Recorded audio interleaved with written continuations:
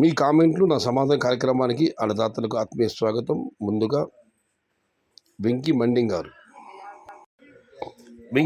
గారు సయ్యదన్న దేశంలో ప్రధానమంత్రి చర్చలు జరుగుతున్నాయి. లేదన్నా ఆయన విదేశాలకు వెళ్ళిపోయాడు. 2 నెలల తర్వాత దేశం ఎదుర్కొనే క్లిష్టమైన పరిస్థితుల గురించి. కానీ ఈ ఛానల్లో మాత్రం టమోటా. ఈసారి మొలకజూరు నర్సరీలో నారు ఒక రైతు 4 ఎకరాలకు ఆర్డర్ ఇచ్చారు. కళ్యాణదుర్గం ఫుల్ ప్లాంటేషన్, ఒక్కరికి భయం లేదు. డీజిల్ షార్టేజ్ అయ్యి ట్రాన్స్పోర్ట్ కాకపోతే పరిస్థితి ఏంది? ఆ దేవుడే కాపాడాలి. రైతన్న జాగ్రత్త వహించి తక్కువగా నాటండి. నేను 3 నుంచి 1 ఎకరాకు వచ్చాను. God promise. సామాన్యంగా ప్రధాని ఇలాంటి విజ్ఞప్తి చేశారంటే కొంచెం జాగ్రత్త పడాలి. ప్రధాని విజ్ఞప్తి చేశారు, సంతోషం. కానీ ఆలస్యంగా చేశారు. ఎన్నికలు పూర్తయిన తర్వాత చేశారు. 1 సంవత్సరం దేశ ప్రజలు ఎవరు విదేశ పర్యటన చేయొద్దండి అన్నారు, ఆడంబరం వెళ్ళొద్దన్నారు, బంగారు కొనొద్దన్నారు. కానీ ఆయన మళ్ళీ ఆ రోజు విదేశీ పర్యటనకు వెళ్ళాడు. ఏదేమైనా ఇన్నాళ్ళు ఎలాగోలాగా మన దేశం దేవుడి వల్ల ప్రపంచవ్యాప్తంగా అన్ని దేశాలు ఇబ్బందులు పడ్డా మనం పడలేదు. భవిష్యత్తులో కూడా పడకుండా జాగ్రత్త వహించడంలో తప్పు లేదు. వారంలో ఒకరోజు నో వెహికల్ డే అంటే వాహనాలను వాడకుండా ఉండాలనేది కూడా ఒక విధానం ఉంది. దాన్ని మనం అందరం పాటిస్తే మంచిదని నా ఉద్దేశం. నేను కూడా వారంలో ఒకరోజు నో వెహికల్ డే పాటిస్తాను. అది ఏ రోజు అన్నది మీకు కూడా నేను తెలియజేస్తాను. ప్రతి ఇంట్లో 2-3 బండ్లు ఉన్నాయన్న, 2 వీలర్స్. భవిష్యత్ తరాలకు మనం అందించేది 3 విషయాలు: నీరు, విద్యుత్తు, ఇంధనం. ఈ 3 జాగ్రత్తగా పొదుపు చేస్తే ప్రస్తుతం మనకు మంచిది, రానున్న తరాలకు కూడా మంచిదే.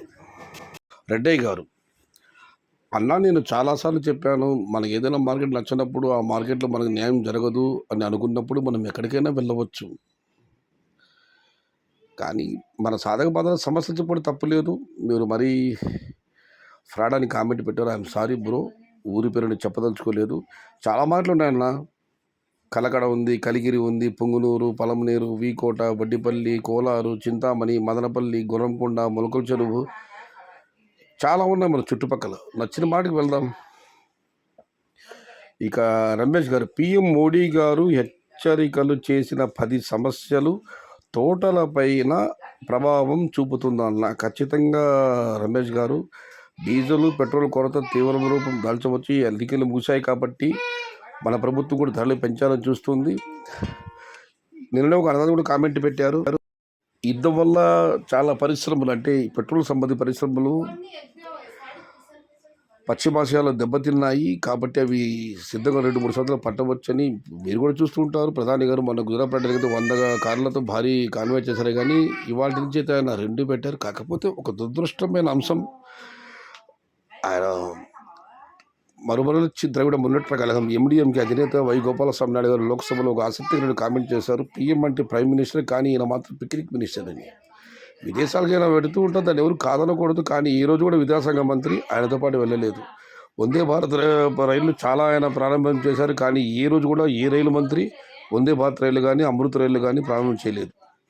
దేశ ప్రజలందరికీ 140 కోట్ల మంది ప్రజలకి ఆడంబరాలు వద్దు, ప్రయాణాలు తగ్గించుకోండి, విదేశీ పర్యటన సంవత్సరాలకు చేయొద్దని చెప్పి ఆయన ఇవాళ 6 దేశ పర్యటన బయలుదేరారు.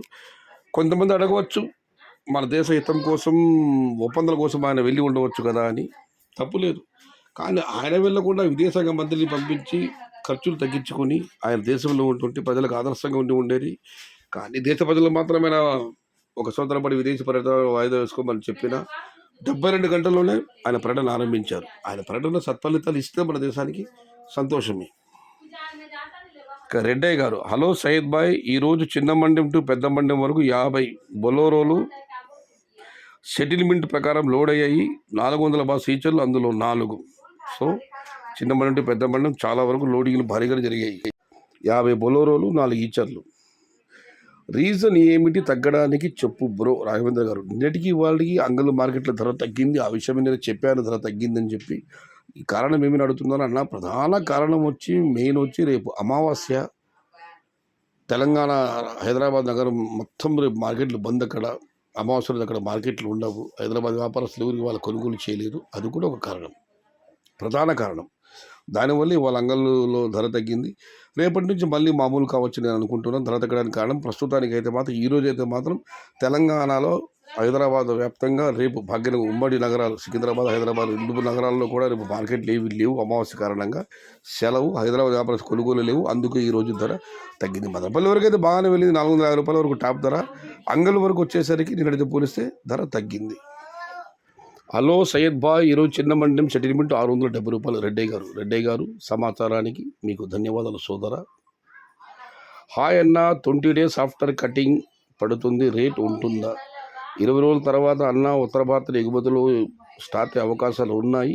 బట్ అప్పటికి వచ్చే మన స్టాకును బట్టి అక్కడ లోకల్ కాయలు బట్టి ధరలు నిర్ణయమవుతాయి. ఇవాళ చంద్రపూర్ పార్టీతో మాట్లాడడం జరిగింది. ఆయన చెప్పిన అంశం ఏమరా అంటే ఔరంగాబాద్ నుంచి, రాజస్థాన్ జైపూర్ నుంచి మమ్మీరెడ్డి టమాటాలు అంటారు ఆ కాయలు నాగ్పూర్కి ఇక్కడికి వస్తున్నాయి. మధ్య చింద్వారా మరియు రాజస్థాన్ జైపూర్ నుంచి, మహారాష్ట్ర ఔరంగాబాద్ నుంచి లోకల్ టమాటాలు వస్తున్నాయి. నిన్న మొన్న లోడింగ్లు స్టార్ట్ అయ్యాయన్నా కానీ పెద్దగా ఫలితం లేదు. కాబట్టి ఈ నెల చివరికి ఆ లోకల్ టమాటాలు తగ్గవచ్చని అందరూ అంటున్నారు. కాబట్టి 20 రోజుల తర్వాత మీ ఆఫ్టర్ కటింగ్ మంచి ధరలు ఉండే అవకాశం ఉండాలని ఆ భగవంతుని మనస్ఫూర్తి ప్రార్థిస్తున్నాను. నాగపూరు, చంద్రపూరు మనకు తెలంగాణ సరిహద్దు ప్రాంతాలు రెండు. అవి ప్రస్తుతం అయితే ఉత్తర భారతం మొత్తానికి మధ్యప్రదేశ్, ఔరంగాబాదు, రాజస్థాన్ జైపూర్, బమ్మీడియాడి, గుజరాత్ ఇక్కడ లోకల్ టమాటాలు ఉన్నాయి.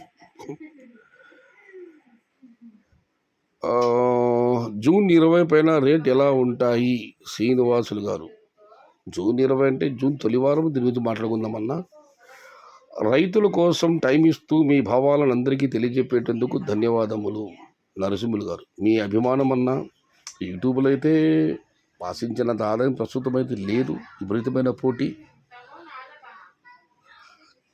కాకపోతే నేను ఇచ్చే సమాచారాన్ని అభిమానించే వాళ్ళు నా సమాచారం పక్కగా ఉంటుందని నా వీడియోలో కొంచెం ఎదురు చూసే అన్నదాతలు చాలామంది ఉన్నారు. అంటే చాలామంది అంటే వారి కోసమే, ఆదాయం పెద్దగా లేకపోయినా కూడా వారి కోసం నేను వీడియోలు చేస్తున్నాను. మీ ఆదాయం ఉన్నంతకాలం ఆదాయం విషయం పక్కన పెట్టి ఖచ్చితంగా వీడియోలు చేస్తాను, నా ఆరోగ్యం సహకరించినంతకాలం. ఇక మనం మరొకటి పరిశీలిస్తే Venkataramareddy garu, I am first viewer and like. Thank you సోదరా. ఇక Devarsha garu, after 20 March plantation no growth, no crop, June first rates going to very high. మార్చి 20 తర్వాత పెద్దగా ప్లాంటేషన్ లేదు. ప్లాంటేషన్తో పాటు పెద్దగా పంటల్లో ఆశించిన స్థాయిలో ఎదుగుదల కూడా లేదు. కాబట్టి జూన్ ఫస్ట్కి రేట్లు భారీగా వెళ్ళే అవకాశాలు ఉన్నాయన్న ఆశాభావాన్ని, అంచనాను అన్నదాత వ్యక్తం చేస్తున్నారు. దీనికి 2 రిప్లై కామెంట్స్ వచ్చాయి. శివకుమార్ గారు అయితే కర్ణాటక సైడ్ తోటలు సూపర్గా ఉన్నాయి, వైరస్ లేదు అని కామెంట్ పెట్టారు. అబ్బాయి ఎస్ఎస్ రాయలు కూడా రిప్లై ఇచ్చారు ఎస్ అని చెప్పి. ఇదైతే వాస్తవం, కర్ణాటక సైడ్ తోటలు అయితే బాగా ఉన్నాయి. ఇక చివరిగా సురేష్ సూరి గారు, జూన్ రేట్స్ బ్రో, దానికి రాగా రిప్లై ఇచ్చారు. రేపు ఏమవుతుందో చెప్పలేం, మరి టమోటా రేట్స్ ఎవరు చెప్పలేం బ్రో. మనం ఫార్మర్స్ పంట పండించడం మన బాధ్యత. రేట్స్ ఆ దేవుడి యొక్క బహుమతి, దేవుడి యొక్క భగవంతుడి కరుణ ఆదరణ, అంతే. మొత్తం మీద మన తలరాత. టమోటా పంట అదృష్టంతో ఆట, టమోటా లాటరీ లాంటిది, ధర దైవాధీనం. మొత్తం మీద అయితే ఉత్తర భారతం ప్రస్తుతానికి అయితే మళ్ళీ చెబుతున్నాను. ఔరంగాబాదు ఇవాళ నేను తీసుకున్న సమాచారం, ఔరంగాబాదు, రాజస్థాన్ జైపూరు, గుజరాత్ ఇక్కడ లోకల్ టమాటాలు ఉన్నాయి. ఈ నెల చివరికి మధ్యప్రదేశ్ ముఖ్యంగా చింద్వారా ఈ నెల చివరికి అక్కడ కాయలు తగ్గవచ్చు అంటున్నారు. ఏదేమైనా మే చివరికి కానీ జూన్ తొలివారాలు కానీ ఎగుమతులు ఆరంభాలని, మంచి ధరలు పలకాలని. ఎందుకంటే ఎండలు విపరీతంగా ఉన్నాయి, ఈసారి పంటలు పెద్దగా రావు. ధరలు 2023, 2024 లాగా భారీగా పడతాయని అందరూ ఆశించారు, అంచనాల్లో ఉన్నారు. బట్ కాస్త సమయం పట్టేట్లుంది, మంచి ధరలు రావాలని ఆశిద్దాం. ఇది ఈరోజు మీ కామెంట్లు, నా సమాధానం కార్యక్రమం.